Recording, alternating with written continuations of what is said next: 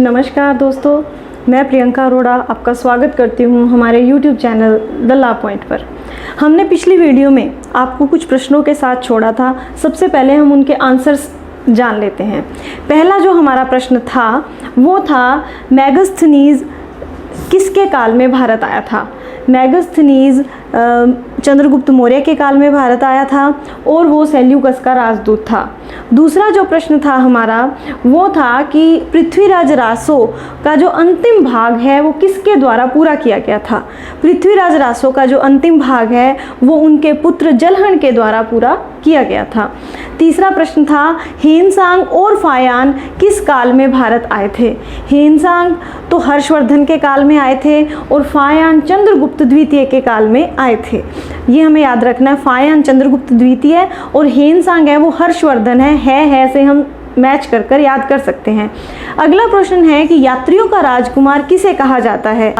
यात्रियों का राजकुमार हेनसांग को कहा जाता था। अगला जो लास्ट प्रश्न था कि पेरिपल्स ऑफ द एरिथ्रियन सी के लेखक कौन थे।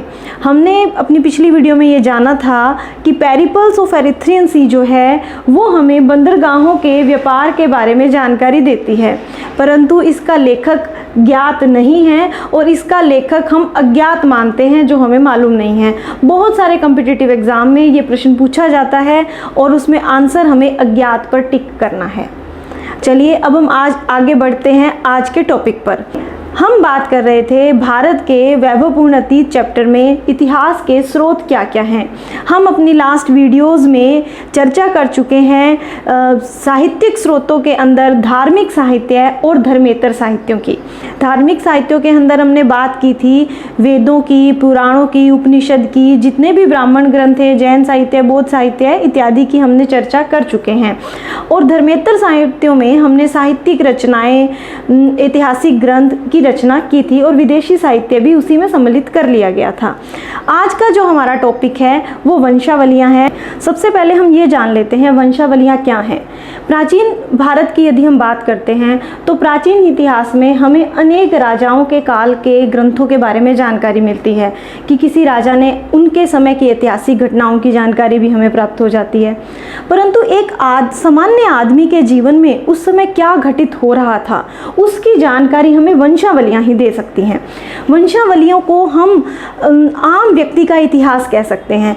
वंशावली सामान्य व्यक्ति के पूर्वज कौन थे, उनके धार्मिक मान्यताएं क्या थी, वो किन महापुरुषों को अपना आदर्श मानते थे, उनका जो परंपरागत धर्म था, उनका जो आर्थिक क्षेत्र में वो कौन कौन से व्यवसायों को करते थे, इन सब की जानकारी हमें वंशावलियों के द्वारा प्राप्त होती है। वंशावली लेखक कैसे बनाते थे, कैसे इनका संकलन किया जाता था।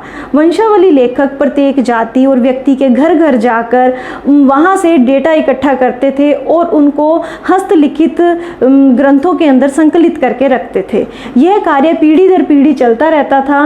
इसी कारण से प्रत्येक व्यक्ति का जो वंशानुक्रम है और उनका इतिहास है वो वंशावली लेखकों के पास सुरक्षित रह पाता था। वंशावली लेखक थे कौन कौन, अब हम ये जान लेते हैं। वंशावली लेखक जो हैं उनकी कई जातियां हैं जो ये कार्य करती थी। वो थी बड़वा, जागा, रावजी, भाट, तीर्थ पुरोहित, पंडे और बरोट इत्यादि जातियां ये कार्य करती थी।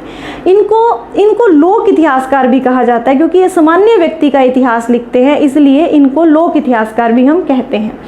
अब हम बात ये करते हैं कि वंशावलियों की विशेषताएं क्या क्या हैं, क्या फ़ायदे हैं वंशावलियों के।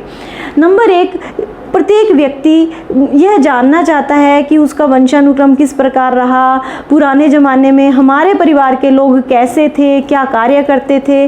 तो इन सब की जानकारी हमें वंशावलियों से प्राप्त हो जाती है। दूसरा, इसकी जो महत्वपूर्ण विशेषता है, वंशावलियों को इतिहास के स्रोत के रूप में मान्यता देते हुए भारतीय साक्ष्य अधिनियम 1872 में इसे न्यायिक साक्ष्य का दर्जा प्रदान हुआ है। न्यायिक साक्ष्य के रूप में में इन्हें स्वीकृत कर लिया गया है।